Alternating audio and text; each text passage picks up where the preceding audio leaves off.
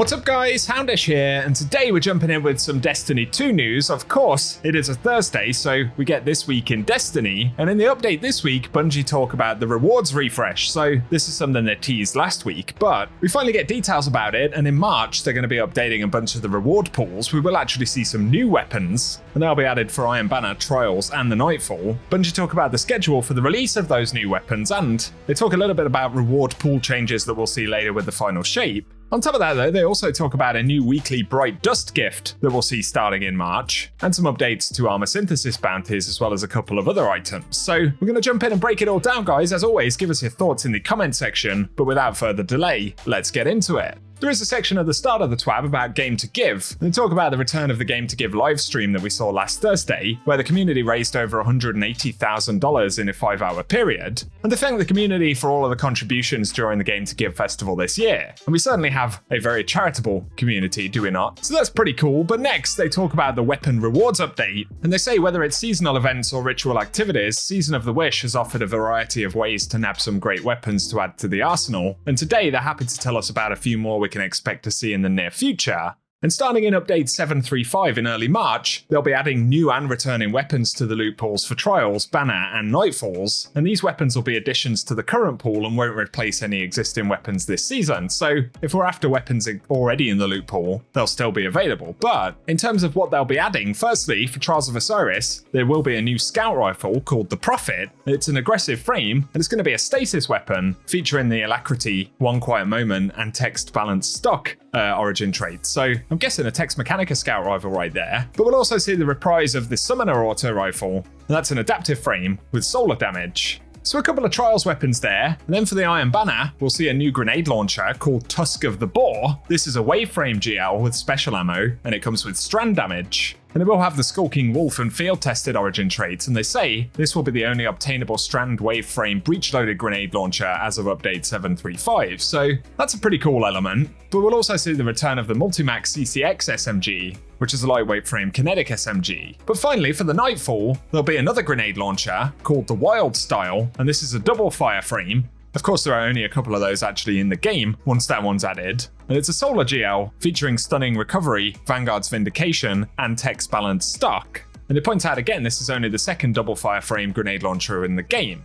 But the Nightfall will also get a new sword called the Slammer, and it's a Vortex frame sword, which is cool, coming with stasis damage, and it'll have Stunning Recovery and Vanguard's Vindication. And it points out again, this is only the second stasis sword in the game with Cold Steel, besides the Dawning sword Zephyr. But it's also the first Vortex frame stasis sword, so a couple of interesting new options there.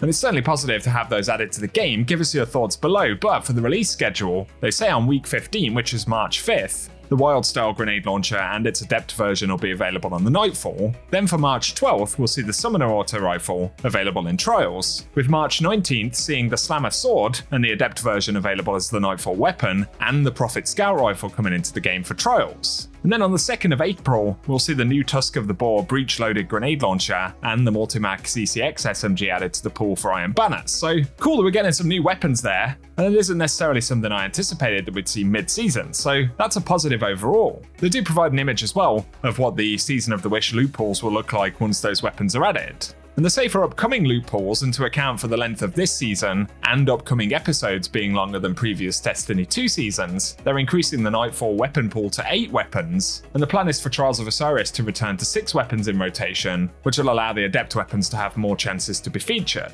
So we'll see 8 Nightfall weapons in the pool each season, which is interesting. But in terms of the Iron Banner returning right here, they say on April 2nd it'll come back, and also again on April 30th. So give us your thoughts on all of those weapon updates right there. Of course, we can't actually preview the weapons just yet, but it's good to know that they're coming, and that'll be an update dropping early on next month. Another thing for the update next month though, and they say the future is bright, and as they head towards the final shape, we're honouring Guardians with a new weekly gift of Bright Dust, and starting on March 5th, players can visit the Eververse store to claim 700 Bright Dust each week leading up to the launcher final shape. And so 700 Bright Dust a week is certainly a positive right there. I'm assuming that will stop after the final shape launch. That's based on their wording. Let's hope they're not removing Bright Dust when the final shape does drop. I'm assuming they wouldn't troll us like that, but it's always possible, isn't it? Also for March 5th though, they say the cap for armor synthesis threader bounties will reset as well, and this will behave like a standard seasonal reset, and players will once again be able to get 8 available bounties per character, so it's an opportunity to earn more synthweave as we lead up to the final shape.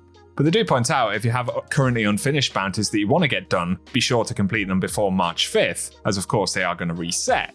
And so that is the bulk of the juicy stuff from the TWAB right there, or the TWID. I'm doing it again. Once again, give us your thoughts below, and I think it's definitely a positive that Bungie have gone ahead and done a little bit of extra work to ensure that we can get a weapon update during the middle of this extended season. So overall it's good, but let us know what you think down below.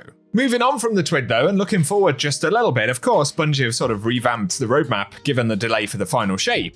And outside of Riven Swishes, one of the other updates we're going to see are the Guardian Games launching in March. Then beyond that, we'll get the April update, Into the Light, the free PvP map pack. And it looks like as well we'll probably see other mid-season updates. But looking at the Guardian Games, of course, last year we got a second weapon for the event. And so we now have the Title SMG, as well as the Taraxipos, which is the scout rifle. I'm probably saying that name wrong, but one of the components we're definitely going to see will be a new weapon. It would actually be pretty cool if Bungie had sort of pushed the boat out and maybe create a weapon for each of the classes for this Guardian Games, especially given that we have the delay for final shape and players are looking for stuff to do. I think it's safe to say if this was a very standard Guardian Games, then it's probably not going to see a whole ton of engagement. But in terms of how Guardian Games work, from the description from last year's event, Guardian Games is an event for all D2 players to celebrate their favorite class as they compete against one another to see whose class reigns supreme. And the winning team will have bragging rights as well as a commemorative statue on display in the tower for the entirety of the year. And so during Guardian Games, players will complete a series of class-based activities to determine which class is the best, and players participating in the games should focus on either hitting a score threshold by achieving strike scores through the Guardian Games playlist or by banking medallions at the tower podium. And upon reaching the score thresholds, players will be rewarded a special glow wall at the tower, and the player at the tower with the highest weekly score will get a unique glow, and the glows remain active until the weekly reset or until Guardian Games ends. On top of that though, there is the weekly ceremony event. I'm assuming a lot of the event overall is probably going to work in much the same way, but on Friday of each week, the ceremony will go live in the tower, and points accumulated by each class during the week will determine the winner of each week's ceremony event, and players will receive rewards and a laurel crown, which is active in the tower. On top of that, players' class items will also change colour to show their current standing after the ceremony, being gold, silver, or bronze. And on top of that, there's the other component of medallions and contender and platinum cards, which is how players can further score for the event. And as always, we'll see a whole bunch of cosmetics in the Eververse store, as well as the event card. But on top of that, it will be interesting to see if Bungie adjust any of the activity stuff, where we had the Guardian Games playlist last year, and that was a strike playlist for PvE and a Crucible Supremacy mode inside of PvP. So I don't anticipate we're going to see any major changes for the event, but I think one of the big things that Bungie could do to engage more players just a bit would be to introduce once again potentially more weapons, but also other kind of more meaningful gameplay rewards. So that's one of the things I'll be looking out for. Otherwise, like I said, it's not necessarily something that's going to engage a whole lot of players, but give us your thoughts about it down below. Is it an event that you're looking forward to? But otherwise, we've got some info about further updates before the final shape, and no doubt Bungie will make more announcements. So keep it locked and loaded here on the channel, guys. But for today, that is what we have to speak about. So if you've enjoyed the video, a rating below very much helps us out on the channel. Also be sure to get subscribed and I'll keep you posted with more Destiny content. But otherwise, I appreciate you tuning in and I hope you guys have an awesome day.